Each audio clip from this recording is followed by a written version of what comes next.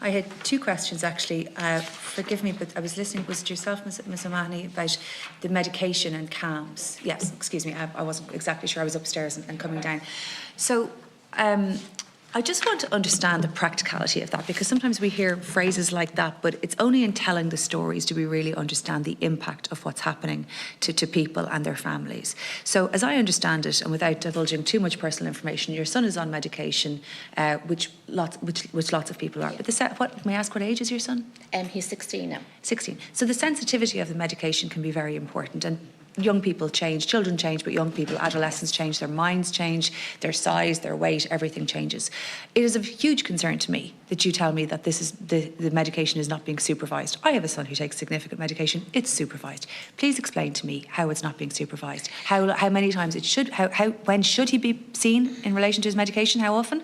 When did it happen? When did it not happen? Please explain to me in detail what's not happening. So I'm one of many families in Cork that it has happened to. Sean was put on medication at the age of 6. So he had been monitored every 3 months for his weight, his blood pressure, his height. That was all monitored. So that's part of being overseen by the CAM service. Okay. Your GP can't do that because obviously they're not a registered psychologist, and yes, yeah. So it's been over 5 years since Sean saw any doctor. He is now 6'2" and very, very big. He's on the same level of medication, and our doctor cannot interfere with that. I'm sorry, I just can't get my head around this. Yeah. Your 6-year-old child is put on medication, Yes. psychiatric-based medication, Yes. and is seen every 3 months in respect of blood pressure, blood salts. Did you say? No, the bloods would have been done in the hospital. So bloods generally, yes, blood pressure, their height and their weight, and the height and weight, and then because obviously a general feedback on how they're doing, and Yeah. if it needed to be increased or decreased. So for how long then was he seen every 3 months? It would have been for the first 4 or 5 years. First 4 or 5 years. So got him to about 10, 11. Yeah, and it was very consistent. It was amazing. It was great. And the doctor he knew and he was familiar with. And then that doctor left and another doctor came on, and she saw him once. And then we made several inquiries, phone calls and stuff, and we were told that we were signed off. I said, how can you sign off a child that's under your care with medication, but it's not entertained? What does that phrase even mean, to be signed off? He's an 11-year-old boy. They signed us off, yeah. They signed you off. Yes. You're an 11-year-old boy, and he continues to take medication Yes. with you being signed off. Yes. And he really could not be able to have a quality of life without it. Right, the medication is because that's what's essential. helped Sean, yeah. Okay, fine, we accept that. But the supervision and the management. So from the period then that he was 11 and, I'm going to use this phrase, signed off. Yes. From the period that he was 11 until he's now 16, he's 6'2". Yes. He's gone through puberty in that period, Yes. presumably a significant growth spurt if he's Yes. 6'2", significant emotional and personal development in that time, and nobody has seen him. No.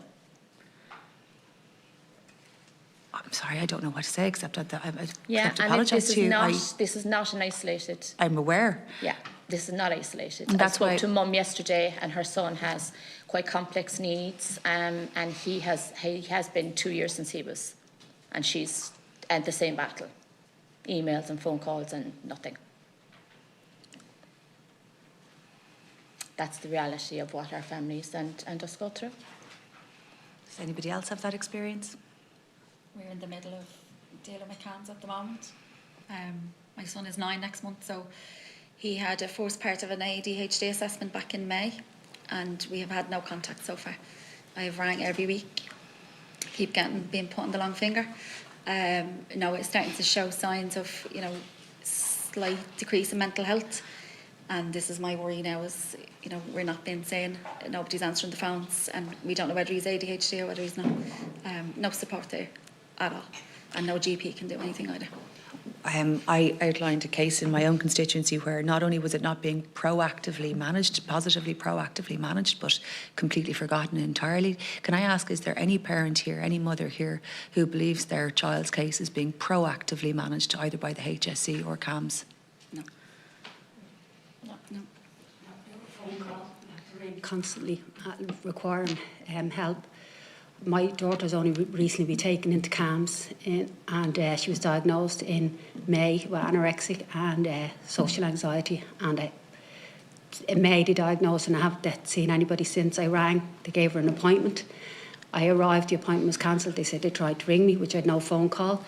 So I rang again. I said, she's in crisis. She's refusing school. I also have a son with CAMS. So they gave me an appointment for the two of them. And they put her on medication and reviewed just gave me a script for his medication for 3 months. And the script for 3 months? For 3 months, yeah. Any follow-up? No. Any No, supervision? I'll have to ring. No, I'll have to ring. I ring them. I ring the social worker because he can be quite aggressive. And I ring and I tell him he's in crisis. And I'm chatting to over, you know, try this and try that. But there's no doctor's visits, no psychiatrist there. A psychiatrist that reviewed my daughter on first initial appointment, she left. She's out sick. The speech and language, she's gone. So building up a relationship with my daughter who struggles to talk and speak, she's met somebody new, so she's to talk all over again. They tell her to try and eat. You know, would you not just eat something? She can't eat. She's unable. She doesn't know what's wrong with her. So we've an appointment now, a review appointment for her on the 13th, but my son, no, he'll go back. I'll ring them now in December when his script is finished, requiring his script to be redone for another 3 months. The reason I ask is it's the most basic level of supervision that you put a child on. Let's just, without wishing to be in any way crude, it is, you know, mind-altering medication of, Yes. of necessity. Yes. That you put a child on mind-altering medication and you don't even supervise it on a 3-monthly basis, and in your case, in 5 years. I'm aware. Yeah, and he's been up, his medication has been up. They didn't weigh him, they didn't do anything. How did they put it up without weighing him? He's on some in the morning and we're having episodes in the afternoon after school. So when I went up, this is a new psychiatrist who I've seen, who he's seen, we haven't seen them, and they just gave him 10 milligram for at 5 o'clock. No, they didn't even give me a time. I'm just giving it to him at 5 o'clock. They didn't give you a time? They didn't give me a time to give me. He has his morning one, and then when he comes in from school, because I know 3 hours, it only lasts 3 hours, so I say rather than disrupting his sleep, I'll give it to him myself and my husband agreed we would give it to him at 5 o'clock. So at least by 8, 9 o'clock he will hopefully sleep. Okay, I'm sorry, I'm out of time. I could No, that's discuss fine. this with you all day. Yeah. I'm sorry.